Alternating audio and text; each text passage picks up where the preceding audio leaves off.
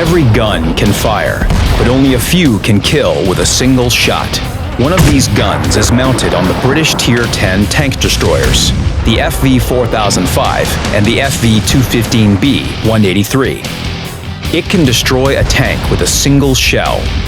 Unfortunately, this fantastic alpha damage comes with complications and disadvantages, and a dependence on that unmeasurable parameter: luck. You can see right away that the British top-tier TDs are very different from each other. The FV183 is slow and has a well-armored front. The 4005 is more mobile, but not fast enough to race from flank to flank. It has a giant vulnerable turret with very thin armor. This vehicle is more vulnerable than the Waffenträger. When in battle, the FV4005 and the FV183 operate differently, but their purpose is the same: to deal monstrous amounts of damage. The most important feature of these vehicles is the single-shot damage. The HE's damage is close to that of an artillery shell, 1,750 hit points. Thanks to the Hess shell's armor penetration, they can destroy a high-tier medium tank and even some heavy vehicles with a single hit. Actually, the full damage isn't done every time. For this to happen, the HE needs to pass through the armor. Hitting spaced armor or an external module, a track for example, detonates the shell prematurely, and its effect on the main armor diminishes with distance. Hitting a vulnerable spot is hard. You'll need both patience and luck, since the gun suffers from low accuracy and a long aim time. This is one of the reasons why it's challenging to fight with these tanks. The Hess shells can deal full damage 3 to 4 times in a row, and then start exploding on external modules again and again, without causing any real damage. Because of the gun's high dispersion, shooting from a long distance using Hess ammunition depends very much on luck. The aiming speed of the gun is a little different between the FV4005 and the FV183. The 4005 aims faster than the FV183, 3 seconds instead of 3.4. This difference is quite significant on city maps. The faster you aim, the faster you deal the damage and get out from the line of fire, reducing the risk of getting hit with an enemy shell. The FV4005 also benefits from a higher accuracy. The dispersion is 0.38 versus 0.4. The advantage is small, but still nice to have. Despite the low accuracy and slow aiming speed, meeting a vehicle armed with this gun is very scary. There's always the chance that you'll get hit after all. If you do find yourself facing a 183mm shell, there are things you can do to minimize the Hess damage. With some tanks, it's a good idea to receive the shot from your side and not even try to angle the hull. Given the low accuracy, the shell is quite likely to hit a track. Of course, this advice doesn't help the French tanks very much, but even they will have a chance. At close range, it's very effective to make your hull dance. The TD will have a hard time aiming, and the aim circle will be constantly disrupted, especially if the TD has to turn its own hull. Standing still when fighting these TDs would be a terrible decision. You need to keep moving. The owner of an FV4005 or FV183 faces a choice when loading shells into the gun: AP or Hess. The Hess shell deals enormous damage. It's really cool to take almost 2,000 enemy HP with a single bang. The Hess shells are expensive, however, and it's hard to deal full damage with them. You'll be hoping for a miracle. The FVs do have the option of using the cheaper and more predictable AP shells, with a decent armor penetration of 310mm. This is enough to deal damage in most situations, especially if the enemy's side is seen and you can just shoot anywhere. Intuition and planning can help you decide which shells to load. Think about who you expect to shoot at. If it's a mouse or an E100, it's difficult to punch through with a Hess. Medium tanks and TDs, on the other hand, will just crack open.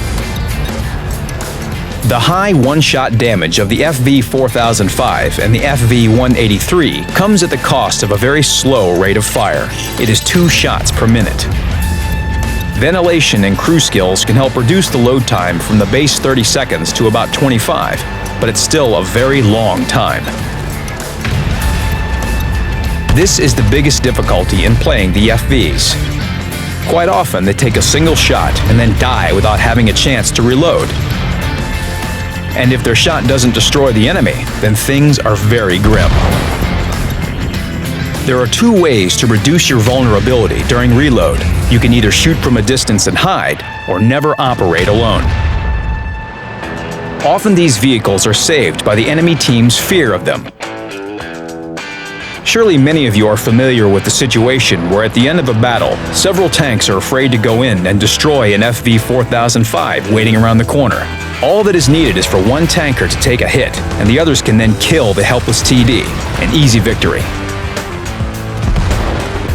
If the vehicle isn't alone around the corner, but instead hiding behind allies, then going straight at it would probably be stupid. This situation requires more tactics. One of the options is to flank the enemy. Open a second front, so to say. The enemy won't be able to defend effectively from two directions, and it will be much easier to take out the dangerous TD. The second option is to play defensively. It is less risky since the TD will have a hard time shooting, but you need to mind your team's lineup here. Clearly, medium tanks can't defend against heavies. Close combat tactics are different for the FV4005 and the FV183. The FV183 has a strong turret with 250mm of armor and angled sides, and it has the potential to bounce some shells. As a consequence, this vehicle needs to hide in portholes or behind cover. It can't tank like a heavy, but when you need to peek out, aim carefully before you fire. The strong turret gives you a chance that shells won't punch through the armor. The FV183 is better suited for defending or pushing a direction. The situation with the FV4005 is completely different. It has a huge, thin turret. Any tank can penetrate it with an HE shell, and it can't hide, even behind a mouse. You can assume this vehicle has no protection. What it has is better mobility compared to the FV183. It doesn't move like a medium tank, but it accelerates and turns much faster than the other TD. The FV4005's tactic is to roll out fast, make the shot, and then retreat quickly for the reload. It's better to retreat quite far, so if the enemies attack, you can help your allies from a distance. The FV183 is too slow to do this. Both TDs have a rotating turret, but it can't turn beyond a 90-degree angle. This limits their actions. Peeking around the corner and shooting doesn't work, and you'll also have to turn your hull. Fast enemies can easily circle around them, or just stick to their side. The FV4005's turret rotation speed is 12 degrees per second. That's 4 degrees slower than on the mouse. A long-time record is beaten. Sometimes it's easier to just turn the hull to start aiming. In general, the British TDs present a challenge for both you and your opponents. You have a certain 183mm quality which is feared and respected. Stand behind cover at a key location and see how long it takes for the enemies to find their courage and attack you. On the other hand, you will be an easy target after taking a shot, and at that point, everything will depend on your experience, luck, and the help of your teammates. When playing against these TDs, you should use numbers and tactics to your advantage. Flank your enemy, run around them, and outturn them. Avoid that deadly shot, and see how the fearsome lion turns into a harmless kitten. To learn more about Her Majesty's main gun, visit the special page. Good luck on the battlefield.